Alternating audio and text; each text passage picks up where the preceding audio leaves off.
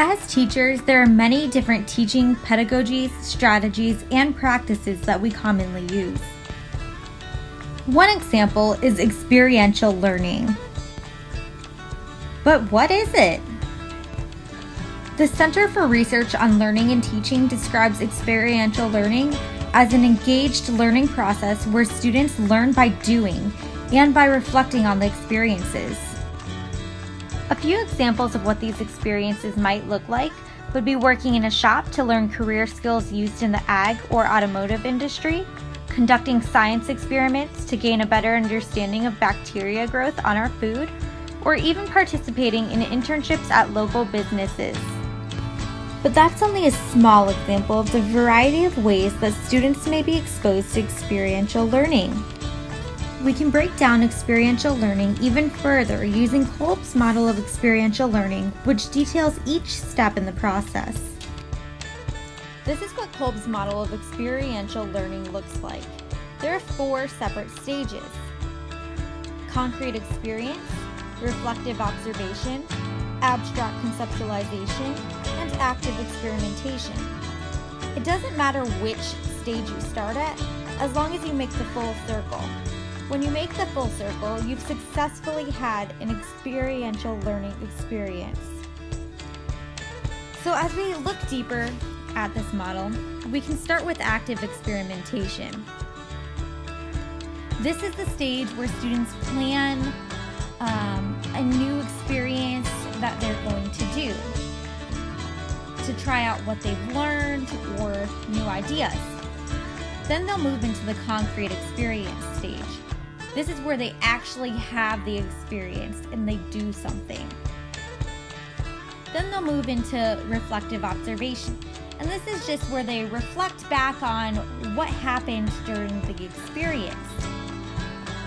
And then they'll move to the abstract conceptualization step. And this is where they look at what they actually learned from the experience.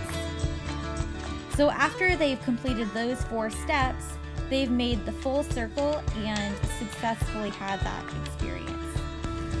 In order to make sure that all the students have completed the stages, you might have them complete a journal, fill out a worksheet, or even have an oral conversation planning your reflection, conceptualization, and planning of the new experience. Many of our students are in clubs like FFA. You can still use experiential learning in these circumstances. For example, if I have an FFA student who wants to participate in public speaking, we might start at the active experimentation stage. They're going to plan and practice and get ready for that contest that's coming up.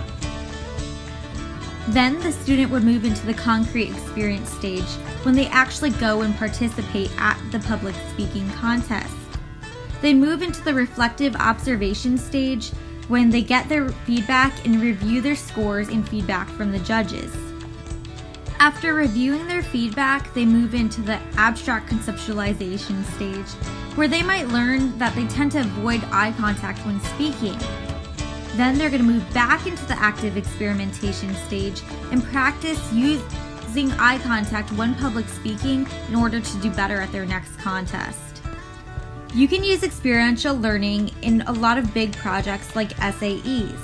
For example, I might have a student that starts in the concrete experience stage. They might grow plants to sell in a greenhouse, and they might realize that the growth rates are declining. After making this realization, they'll go to the reflective observation stage. And this is where the student would reflect back on how they treated the plants and look at their record books in order to figure out what went wrong. Then the student would move into the abstract conceptualization stage. They might have realized that they should be sanitizing their pots in order to prevent bacteria spreading when transplanting, and they haven't been doing it.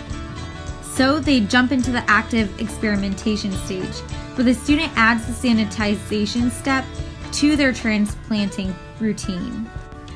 Then the student would go back into the concrete experience stage, where they continue to grow plants in the greenhouse. Now that we have thought of a variety of ways to use experiential learning, how are you going to use experiential learning in your classroom?